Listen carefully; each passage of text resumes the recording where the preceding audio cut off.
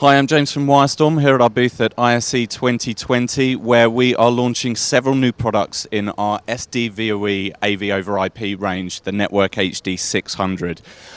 First up, we've got the new 610 TX and RX.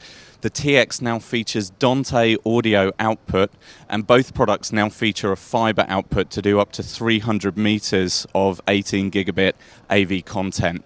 We're really thrilled to be launching those, and we see huge applications for those in the field. SDVoE, of course, is the best technology for sending fully uncompressed HDMI 2 content over a 10 gig network with a completely lossless transfer and absolutely amazing picture quality that you don't get with any other AV over IP solution.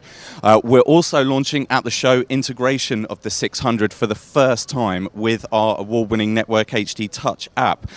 We have implemented the image preview on the platform so that we can now get a preview image of exactly what's going on the main screen with drag and drop control that's really easy to use, and our customers have been absolutely loving it. On the video wall here, we're showing how we can now do multi-view within a video wall with the 600 series for the first time, which is a brand new feature for that system as well. So loads of exciting things happening with SDVoE. So please check us out and SDVoE for more information.